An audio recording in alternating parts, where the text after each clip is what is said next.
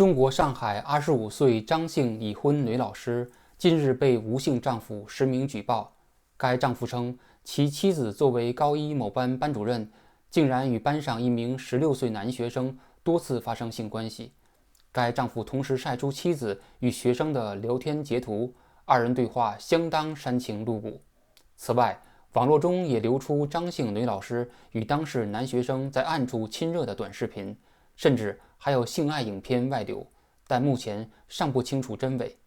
截止发稿时为止，当事人张老师既没有出来否认流传的性爱影片的真实性，也没有对影片的艺术性有过任何确认或是中肯的评论。消息曝光后，随即引发海内外网友热议，一度登上微博热搜榜和油管大 V 评论榜榜首。随着网民们的不懈努力，张老师的生活照片也越来越多的被曝光。可以看出，张老师长相清秀可人，颇有当年奶茶婊的气质，可以轻易的在婚恋市场中找到没有经验的普通男性与之结婚。另一方面，张老师身材火辣，丰乳肥臀，确实有勾引涉世未深的未成年男性的有效武器。根据16岁的男生和张老师的微信聊天记录，张老师每一届都有他喜欢的男生。另外，据推特的武汉辣妹爆料，张老师在2022年结婚，并随文附上张老师和她老公的结婚照。爆料中说，张老师的小男朋友一直没有断过。上一届他们班的班长钱某某被老师临幸后高考没有考好，现在在大学里依然是郁郁寡欢。目前因为张老师丈夫的实名举报，张老师已经被涉事的学校上海市第二中学开除。在张老师被开除后，张老师既没有出来向她老公道歉，也没有向她的另一个受害者那个16岁的未成年男生道歉。张老师的第一反应是她火了，她趁着自己在网络上的大火，火速开了自己的视频直播，投入到了靠直播打赏赚钱的网红大军中。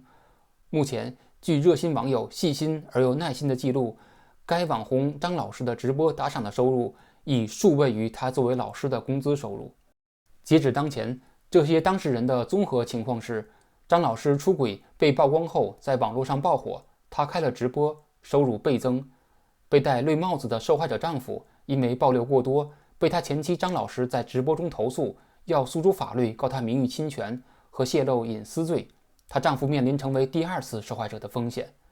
张老师上一届的男学生受害者，因为在高中阶段和老师发生关系后影响高考，在一个不太好的大学里郁郁寡欢。张老师本届的另一个受害者，那个16岁的男学生，因为无法面对周围同学的指指点点，暂时休学在家，既没有收到张老师的任何道歉，根据中国的法律，他也没有办法进行任何方式的赔偿诉讼。总体来看，中国现在的国情是，害人的施害者收入倍增，被害的受害者们失去更多。细细想来，中国当前最可怕的，其实不是你成为受害者的一次伤害，而是在一次伤害之后，受害者进行抗争，却面临着几乎不可避免的二次伤害。这让我想起了马太效应，凡有的还要给他更多，让他多余；没有的，连他所有的也要一起夺过来。根据张老师这个恶太太的表现和实际结果来看，马太效应在中国可以进行如下特色描述，即恶态效应，或称恶人效应。凡是恶的，还要给他更多来纵容他的恶；凡是善的，连他所有的也要一起夺过来。好了，张老师的故事梗概已经讲完，现在进入新闻最有意思的横向对比上来。张老师的故事在世界各国会有什么样不同的版本呢？先说我们最熟悉的中国。在中国，张老师出轨16岁男生就是出轨，不涉及法律。中国的法律规定，性行为对象是不满14周岁的幼女的，无论是否自愿，均按强奸罪从重处罚，处3年以上10年以下有期徒刑，最高可判死刑。法律中只提到幼女，没有男性青少年或者男性儿童，所以中国法律只对女性青少年和女性儿童进行保护，没有对男性青少年的保护。从法律上来看，哪怕与张老师发生性行为的不是高一的16岁的男生，而是初一的13岁的男生，张老师也不用负任何的法律责任。同样的，任何男性青少年要是在他们成年之前被其他男性强奸或被其他女性诱奸，作为受害者都没有法律后盾来保护他们。在中国，男性青少年和男性儿童的性保护只能听天由命，想指望法律，就得润到别的国家才行。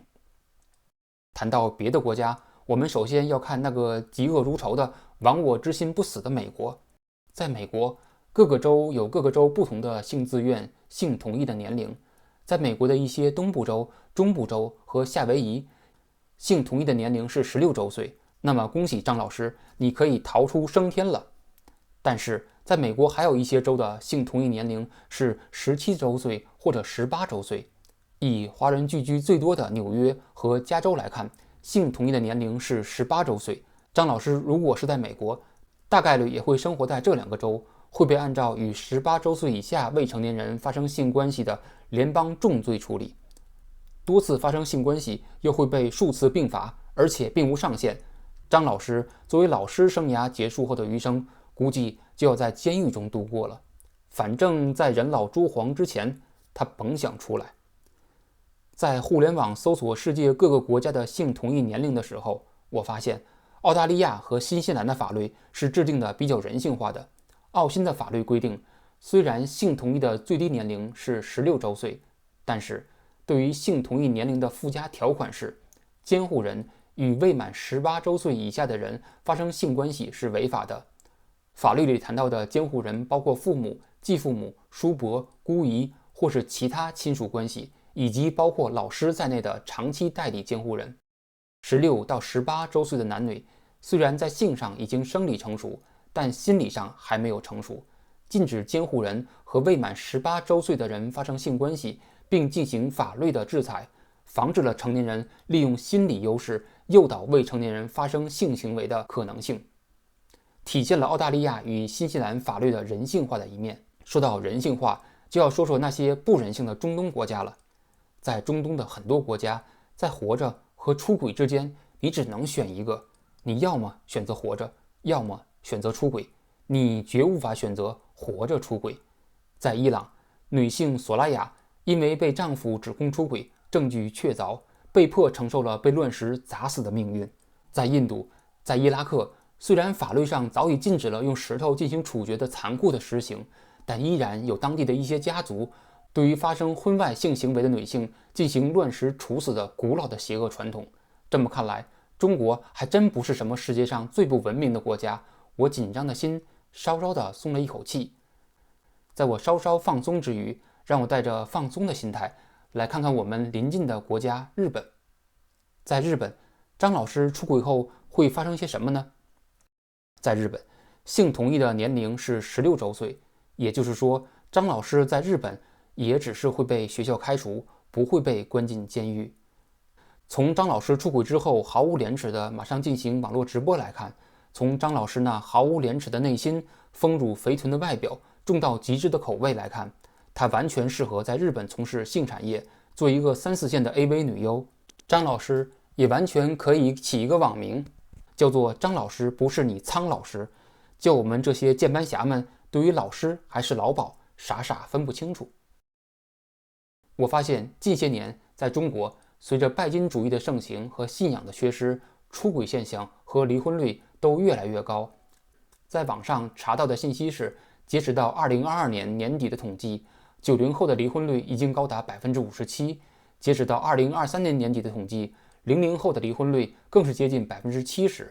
而据婚姻登记处的统计，提出离婚的主体不再像以前一样是男性和女性各占一半，现在提出离婚的大部分是女性，哪怕婚内出轨的是女性。